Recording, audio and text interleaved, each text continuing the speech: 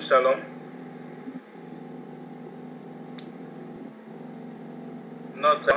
Notre Dieu est tout-puissant. Nous bénissons. Amen.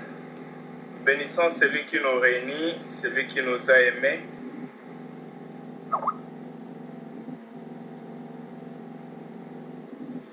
Et il a un plan merveilleux sur nos vies. Seigneur, seulement garder nos frères et nos familles. Maintenant même où nous sommes en train de parler, il y a mon frère qui m'écrit que les gardes républicains sont en train d'arrêter les gens juste devant ma parcelle au pays. Donc, en dehors du Seigneur, il n'y a pas de paix. La Bible dit que dans les derniers jours, on entendra des guerres et des bruits de guerre. Et le Seigneur ne s'était pas arrêté là. Il a poursuivi et a fini avec une... Mais vous ne soyez pas troublés. Là, le contraste est là, c'est comme si on disait, ben, il y a de l'eau chaude et vous n'êtes pas chaud. Ou on disait, il fait froid, mais vous n'êtes pas froid. C'est comme hier était un Dieu irréaliste. Mais bien aimé, il n'est pas irréaliste. Loin de mon précieux Jésus. Mais il voulait simplement parler de deux différents mondes. Il y a un monde et il y a un autre monde. Voilà pourquoi ceux qui essayent de chercher dans les choses du monde, chercher de trouver la paix dans le monde, bien aimé, plusieurs seront confondus parce que lorsque Dieu déclarait la guerre, et ils vont chercher à déclarer la paix et ils seront confondus.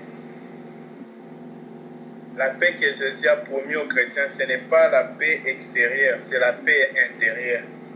C'est la même quand, bien aimé, la balle prend l'allure de transpercer le corps, l'âme est dans la paix parce qu'elle est recueillie auprès de Christ. Elle demeure dans la présence du Tout-Puissant. Souvenons-nous de ce que nous dit le psaume. Celui qui habite sous l'abri du Très-Haut et qui réside sous l'ombre du Tout-Puissant, celui-là n'est jamais inquiet. Celui-là a la paix. Celui-là, bien aimé, a trouvé la quiétude.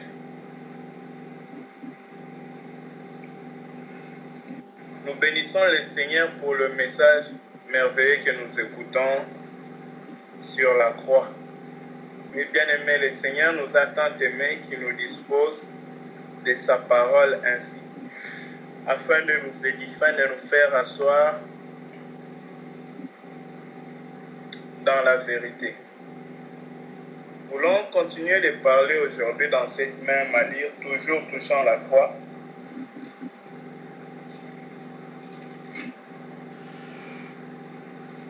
Nous avions entamé de parler par rapport à Colossiens 2, 9, 15 l'autre fois, pour l'acte que Jésus a détruit sur la croix.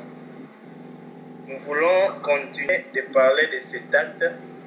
Voilà pourquoi nous allons revenir sur 2 Colossiens. Colossiens 2, le verset 9. Nous allons lire encore ces mêmes versets et de là nous pourrons continuer.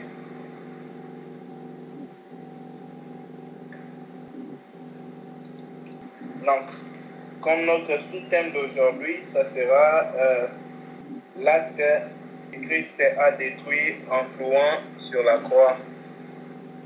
Dans le livre de Colossiens 2, verset 14. Nous allons essayer de voir quelques versets avant de répondre sur l'Écriture. Donc, dans Colossiens 2, nous allons prendre le verset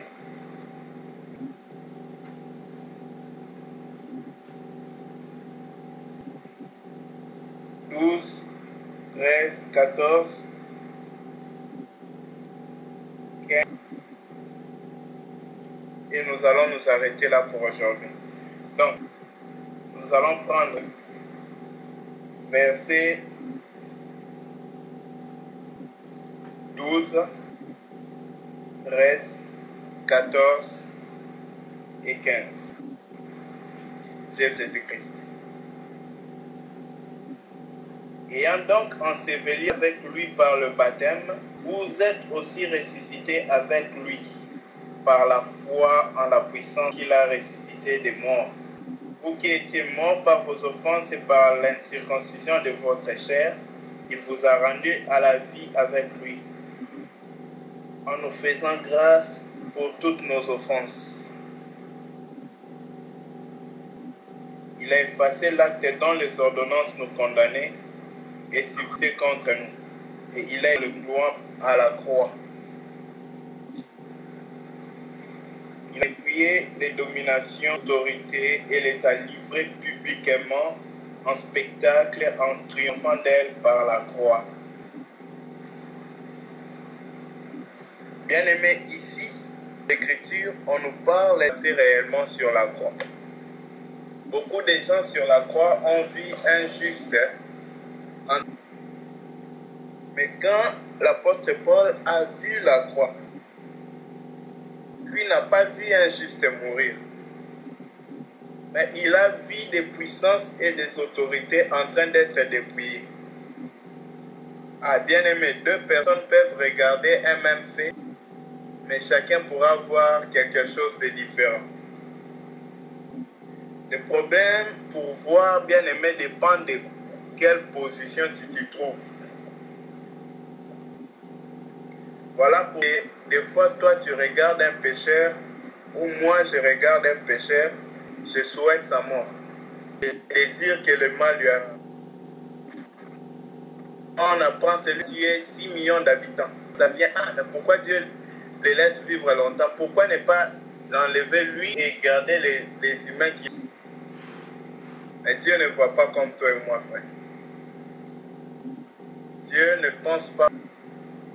Si Dieu était un humain bien-aimé, essayez la séquence de ce que cela allait être. Si Dieu était un humain, catastrophe. Dieu ne regarde pas aussi comme les hommes. Ils ont toujours insisté sur la destinée. Si tu ne vois pas bien ce que tu ambitionnes, c'est ce que tu sais. Quand Dieu voit la promise est occupée par les géants, mais crois que ce que Dieu voit demain maintenant. Dieu n'a pas besoin d'attendre demain pour comprendre la journée de demain. Dieu ne découvrira pas demain lorsque les événements de demain vont arriver. Non. Dieu connaît l'éternité. Il ne vient pas de découvrir demain à quelques heures demain. Non. Dieu n'apprend pas. Même quand nous prions, nous n'informons pas Dieu. Nous exprimons seulement notre cœur à Dieu. Mais Dieu n'entend pas, il n'est plein par nos prières. Voilà pourquoi, bien aimé, la foi doit nous mener au point où on n'essaye pas d'essayer d'instruire Dieu, de donner des leçons à Dieu, mais de lui faire confiance. La première foi ne consiste pas à expliquer à Dieu ce qu'il doit faire, ni comment il doit opérer, mais consiste à dire à Dieu combien on a confiance en lui et combien on compte sur sa puissance. La foi n'est pas celle qui dit à Dieu, maintenant que c'est comme ça, tu vas résoudre ça. Non. Celle qui dit à Dieu, même si c'est compliqué, toi tu pourras toujours la résoudre. Même si ceci n'est pas fait, toi tu as encore eu pas. Bien, la manière dont nous voyons les choses est très importante. C'est ce qui détermine le reste. Voilà pourquoi, bien aimés dans le Seigneur, nous devons assurer que nos cœurs voient bien. Si l'œil de nos cœurs ne voit pas bien, tout ce que notre corps fera sera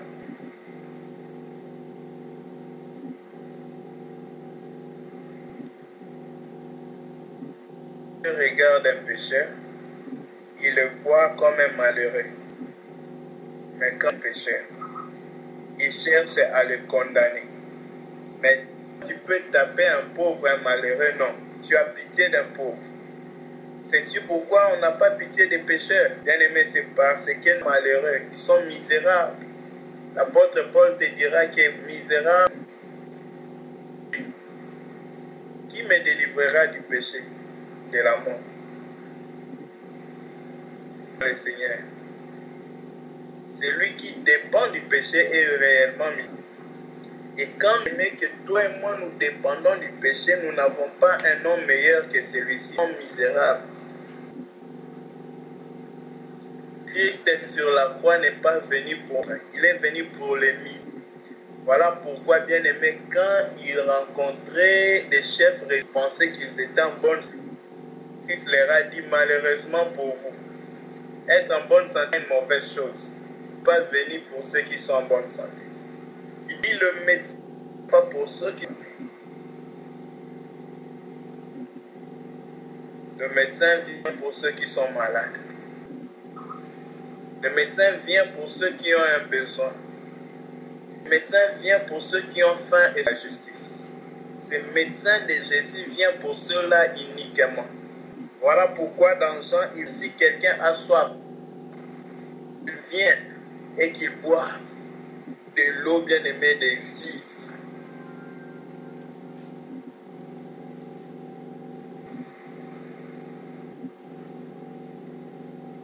Bien-aimé, notre attitude envers les gens des mondes, les pécheurs, doit changer. Elle doit partir, bien-aimé, du juge à l'intercesseur. Si on ne fait pas ces pas-là, ils ne seront pas comptés parmi ceux qui jugeront les nations. Parce que souvenons-nous, celui qui devait juger est à l'intercesseur. Du lion à l'agneau, c'est alors qu'il bien aimé juger. Allons nous asseoir sur les trônes et juger les nations avec Jésus-Christ.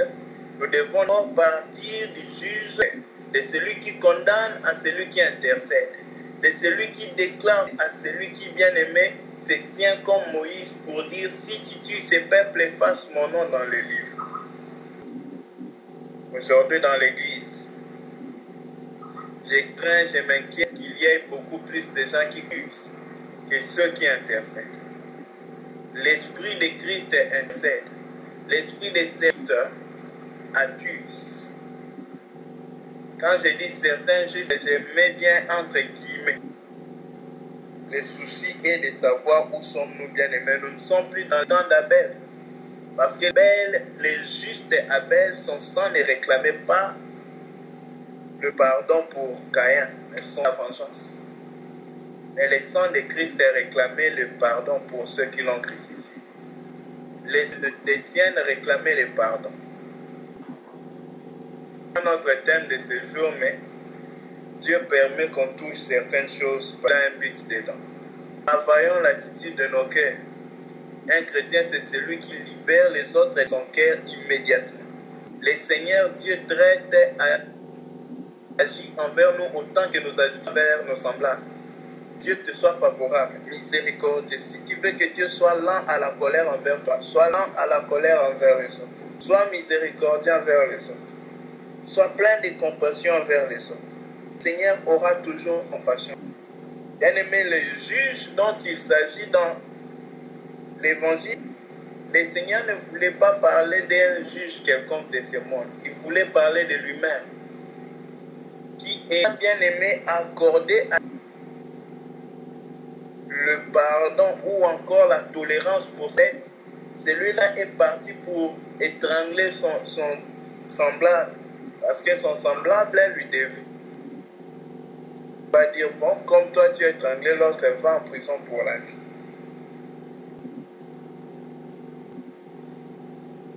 Le monde regardera le pécheur avec la haine, et la haine devient reste du siècle présent.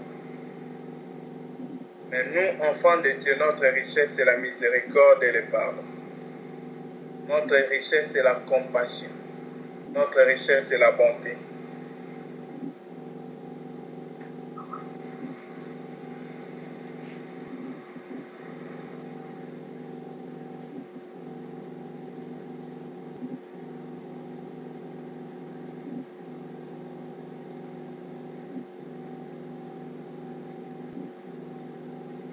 L'Écriture nous dit ceci.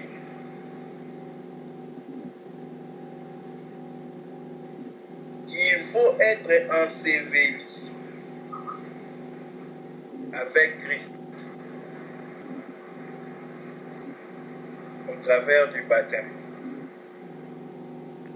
Ainsi bien aimé être ressuscité aussi avec lui par la foi en la puissance de Dieu. C'est-à-dire, la mort et la résurrection ici, bien aimé, ne passe pas par un autre mécanisme que celui-ci. L'homme doit accepter de mourir et l'homme doit accepter que Dieu le ressuscite. L'homme ne doit mourir ensuite se faire ressusciter lui-même. Bien aimé, même la décision la plus forte est de ressusciter. Par la résurrection ici, le Seigneur nous interpelle à ce que nous ayons la puissance de la régénération. La puissance qui surmonte ces morts. La puissance qui a créé. La puissance qui pouvait demander, ô mort, où est ton aiguillon? Ô mort, où est ta force?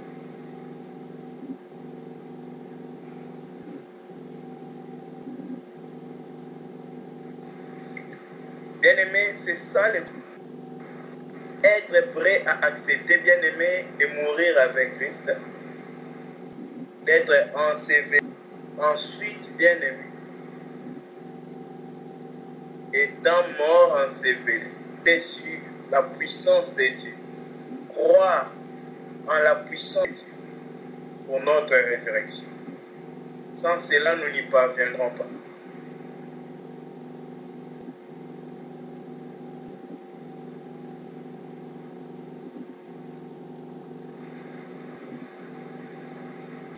La puissance de Dieu. Bien-aimé, c'est le secret de toute transformation. Et cette puissance de Christ d'entre les morts veut nous parler simplement du statut de Christ. Il est aimé de Christ à Christ glorifié. C'est quoi être ressuscité avec? C'est obtenir, bien-aimé, cette dimension de glorifier, car Dieu nous glorifie. Dieu nous glorifie aussi nous, si nous acceptons de veiller avec Christ. Parce qu'il dit, ceux qu'il a appelés, il les a justifiés, il les a aussi glorifiés. Mais bien aimé,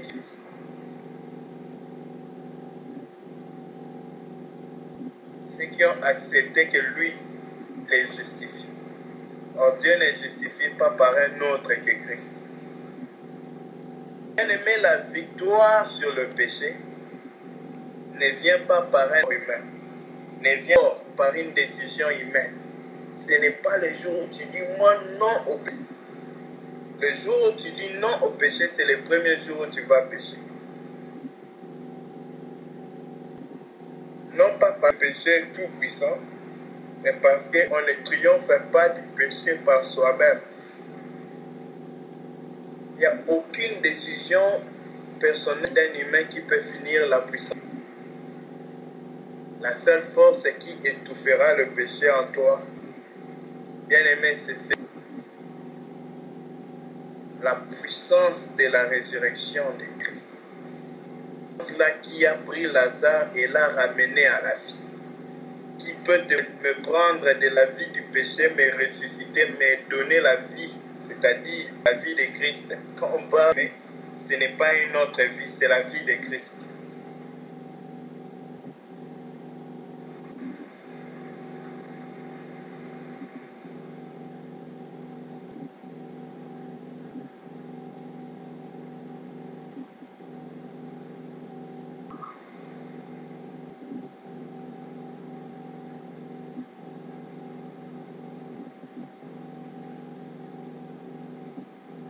C'est-à-dire quand nous soupirons, si nous avons faim à la résurrection bien-aimée, à la fin sur les péchés, c'est alors qu'en priant, nous parviendrons bien-aimés à obtenir la victoire sur les péchés. La victoire sur les péchés bien-aimés ne vient pas parce que quelqu'un pense qu'il a fait du péché, non. La victoire sur les péchés vient lorsque quelqu'un repose toute sa assurance en Dieu. C'est-à-dire, il va d'abord croire que c'est que Dieu dit, il peut le faire. Ensuite, il va aussi croire que Dieu, dans ce qu'il est, il peut lui donner la puissance. Parce que souvenons-nous de Pierre. Pierre a dit, si c'est toi, Jésus, moi je crois que tu as le pouvoir de me dire à moi de marcher aussi sur les autres. C'est ça la foi. Donc, croire d'abord que c'est Jésus, ça c'est la première étape. Et puis parce qu'on ici, dire à Jésus, comme c'est toi, tu as le pouvoir de me donner la parole, l'autorisation, la puissance, la permission de marcher aussi comme toi sur les eaux.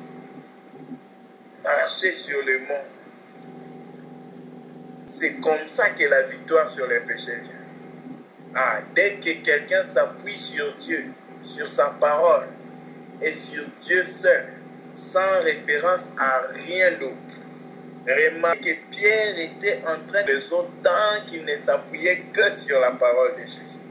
Il n'avait rien d'autre que la confiance et l'obéissance dans la parole que Jésus lui a dit. Jésus lui a dit, marche. Et Pierre a commencé à marcher. Il y a deux choses là. Pour que Pierre ose faire les premiers pas marchant sur les eaux, bien aimé, il y avait le premier pas qu'il a fait dans son cœur. C'était d'avoir confiance que ce que Jésus dit peut se faire, va se faire, va s'accomplir. C'est un combat de la foi. Ce n'est pas un combat difficile, ce n'est pas un combat facile. Le combat de la foi. Et la foi, c'est le seul bien-aimé qui nous permet de triompher de problèmes dans ce monde. Difficulté, tout, même le péché. Ce qui fasse qu'on ne triomphe pas du péché, c'est une seule chose. Bien-aimé, le jour où nous trouvons que notre ennemi, c'est l'incrédulité, nous aurons la foi en ce Dieu.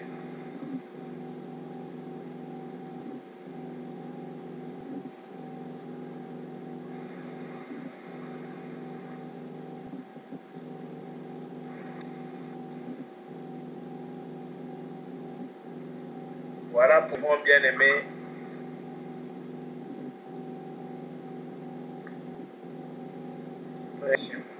Nous devons être sages et nous devons, bien aimer, placer notre confiance dans ce que nous voyons. Parce que très souvent, l'incrédulité et la confiance en soi-même.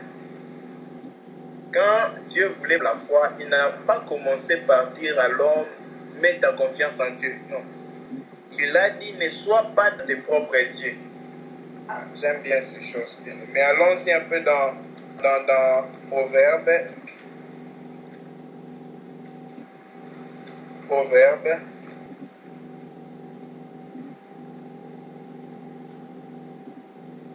Chapitre 3, le verset 5. Il est sage ici. Il parlait de la foi. Il dit, confie-toi en Dieu de tout ton cœur et ne t'appuie pas sur... Écoute la suite. Ne sois pas sage à tes propres yeux. Pourquoi? Pour demander à l'homme de se confier en Dieu, il veut d'abord nos propres illusions. L'homme, seule chose à faire, de savoir posséder ne sont qu'illusions. À croire à ce que Dieu dit de la manière, tous mes problèmes sont résolus. Tout ce que moi je pense être comme ça, là, si Dieu n'a pas dit, je suis dans le faux et Dieu est dans le vrai. Le jour où j'en suis convaincu, j'ai résolu tous les problèmes de ma vie. Parce que les problèmes de la vie d'un homme sont liés à sa compréhension de qui Dieu est et à sa foi en Dieu. Tous les problèmes que tu peux avoir, que ce soit au bureau, que ce soit des choses intellectuelles, que ce soit les de la vie sociale, tout problème d'un homme répond à une révélation de celui que Dieu est. Si tu as un Dieu qui nourrit les... Si tu as bien le même problème quelconque, il y a un Dieu qui résout ces problèmes quelconques. C'est là où nous comprenons la diversité de notre Jésus. Là où nous comprenons pourquoi quand il n'a pas dit « je », il a dit « allons ». Il n'a pas dit que je parte ou je parte. Il a dit « allons-y ». Créons-le. Parce que dans Dieu, il y a été bien-aimé d'action, mais c'est le même Dieu, le seul Dieu. Voilà pourquoi, bien-aimé, dans les 5 enfants de Dieu, nous devons faire très attention. Une grande force, c'est de ne pas nous confier en nous-mêmes.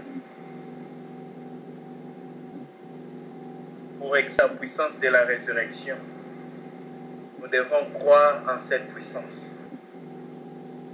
C'est ce qu'on nous dit dans Colossiens 2. Sa confiance dans la puissance de celui qui a ressuscité Christ.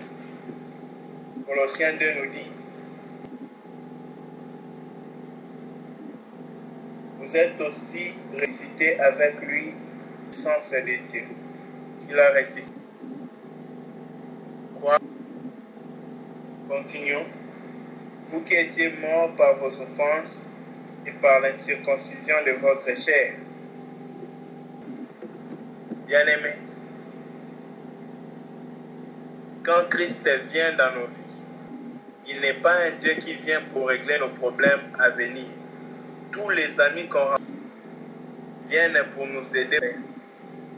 Mais il y a un ami qui, quand il vient dans ta vie, bien-aimé, il règle tes problèmes.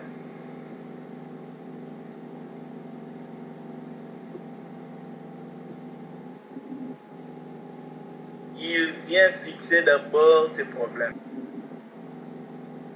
Il va commencer à fixer tous les problèmes de ton passé. Voilà pourquoi tu vois tous ces grands juges. Non, moi comme je suis là, pauvre. Il y a ces soucis. Je viens de... Oh non, toi tu viens de la tribu la plus petite. Mais c'est la tribu que je vais utiliser pour délivrer Israël de la main des agresseurs, des tueurs. Donc quand le Seigneur vient, bien-aimé, il vient guérir ce que tu penses de ton passé, ce que ton passé t'a toujours dit. Il change.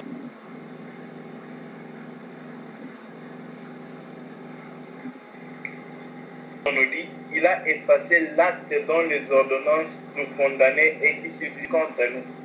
Et il a éliminé en le clouant à la croix.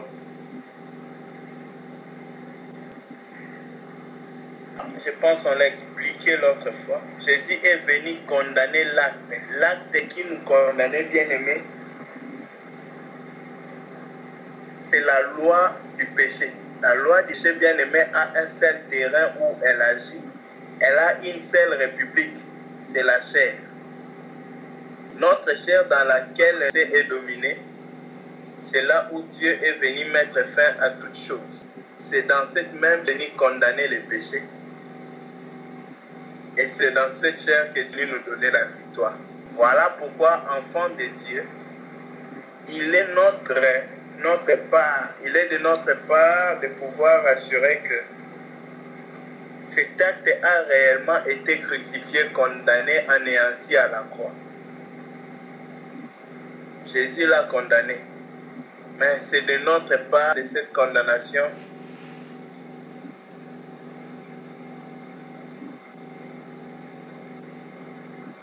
Il nous convient, bien-aimés, de pouvoir rassurer que cette croix n'est pas vaine, que cette croix n'est pas une histoire, que cette croix n'est pas...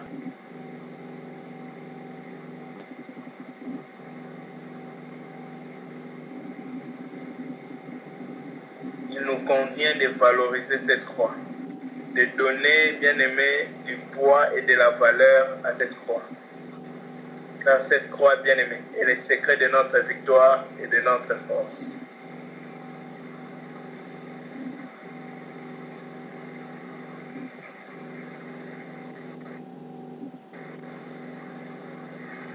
Christ ne s'est pas arrêté là.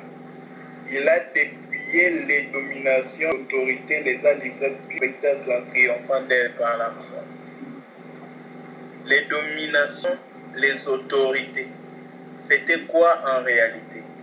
Bien aimé, c'était ce qui domine sur notre...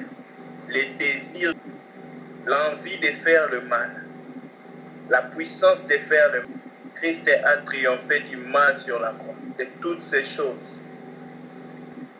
Car nous connaissons qu'il enseigne sur trois choses. La séduction du mal,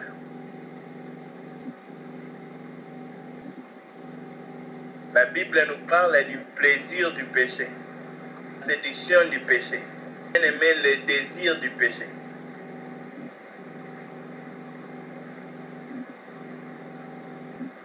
Dans toutes ces choses, le Seigneur nous interpelle à triompher de ces choses